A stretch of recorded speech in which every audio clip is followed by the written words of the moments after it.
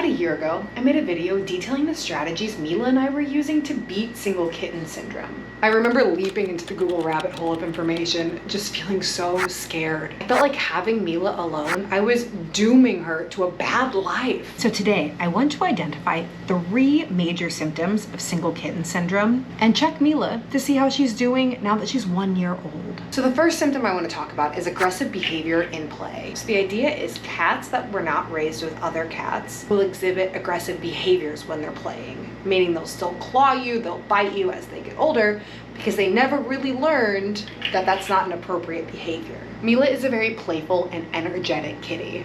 I would say we probably spend about 50% of her waking hours playing, if I'm being honest. I mean, she's playing right now, for example.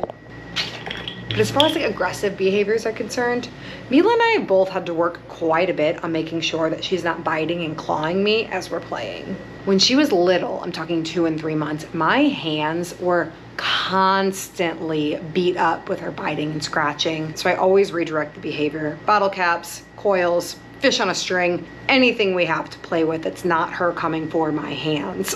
If we would have had a second kitten, maybe they would have worked the behavioral aggression out between the 2 of them, but it's definitely something that I've been able to teach Mila and that she's been able to learn as she's grown. So my advice to you is if you have a single kitten, nip the behavioral issues in the bud pretty quick if they start biting or scratching at you. I think you'll save yourself a lot of time and some pain in the long run. The second symptom I want to check on is clinginess. The idea is if you have a single kitten, they'll cling to you, they'll always want to be very close because they're using you as the replacement for a cat.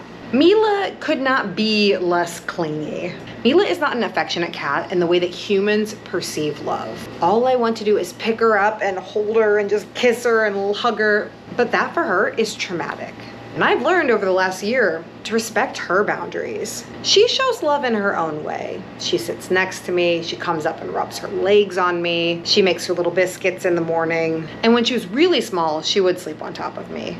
But now that she's a big time teenage kitten, she wants nothing to do with mom, except for in the middle of the night. Sometimes I wake up and she's cuddling me and that means a lot. I think clinginess as a symptom of single kitten syndrome is less about having cats around and more about the genetic makeup of the cat. And while I do wish she was a little more affectionate, I do love my independent kitty. The last symptom I want to check Mila on is another behavioral issue: chewing, biting, scratching furniture. In our apartment in Medellin, Mila destroyed the couch arm. All I did to remedy the situation was take her scratcher and put it in front of the couch. And nearly instantly, she just started using her appropriate scratcher instead of the couch arm, which I could have done 6 months before. That one was on me. I don't really think that was on her. And then moving forward, as we live in different places, I always have scratch pads available for her.